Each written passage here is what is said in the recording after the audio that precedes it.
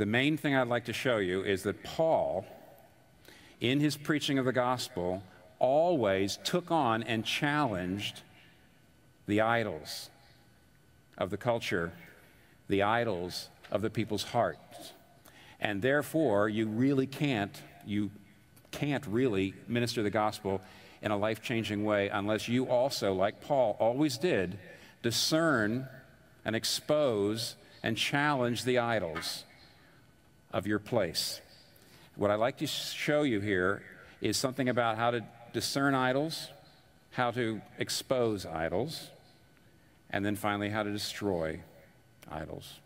How to discern them, and then how to expose them, and therefore how to destroy them. First, discerning idols.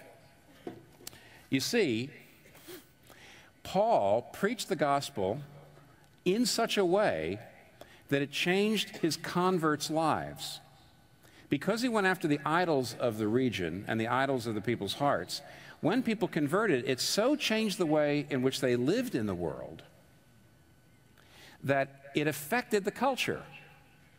See, in most cases, I think today, there's a lot of folks having born-again experiences, as they say, deciding for Christ, saying, I've received Christ as my Savior, but they don't live any differently than anyone else in the culture. I mean, that's actually one of the scandals of our church. I think it's because their idols weren't confronted with the gospel. Paul confronted the idols of the culture, so his converts changed in the way in which they lived to the extent that the very economy was affected. The culture was affected. Now, how did he do that? As I mentioned before, Acts 19 doesn't actually give us a sermon from Paul, which is rather unusual, though it gives us a little synopsis. I slowed down as we went over it so you could hear it. Demetrius actually gives a synopsis of the kind of preaching Paul was doing. He says, Paul, this man, this fellow, Paul says, man-made gods are no gods at all. See, that's actually discerning and exposing. He was talking about the idols, and he went after the idols. Now, we don't learn more than that in this passage, so if you want to know something about this sermon, this kind of preaching, it's not that hard. You go back through the rest of Acts. You'll see Paul confronting the idols in Acts 14 at Lystra. You see him confronting them in Acts 16 at Philippi. But probably the most famous place is Acts 17, where he preached at Athens. And if you go back there, and we won't do that very long since we're trying to expound this passage, you will see three things about how Paul dealt with idols in his preaching. First of all, when he went into Athens, we see in chapter 17, verse 16, he saw that the city was filled with idols.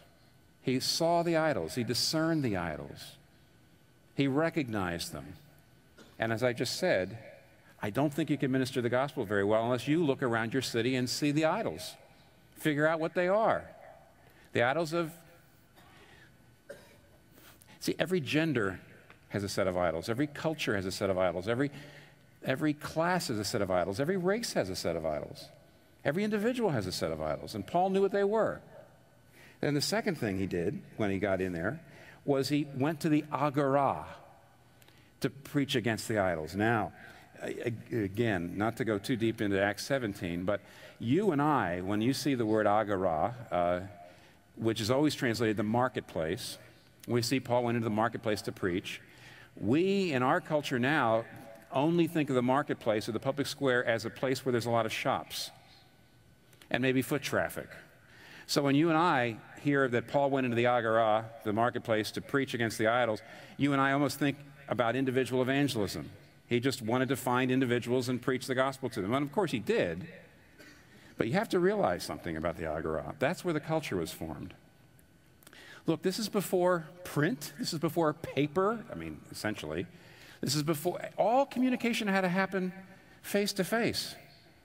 And therefore, the Agora, the marketplace was the place not only where there was commercial culture going on, which of course is very important. That's where the business happened.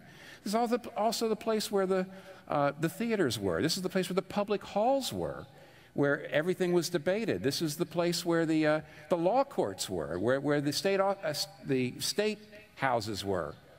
In other words, for Paul to take the gospel and confront the idols in the marketplace would be like us going to Hollywood, to Harvard, and in the New York Times.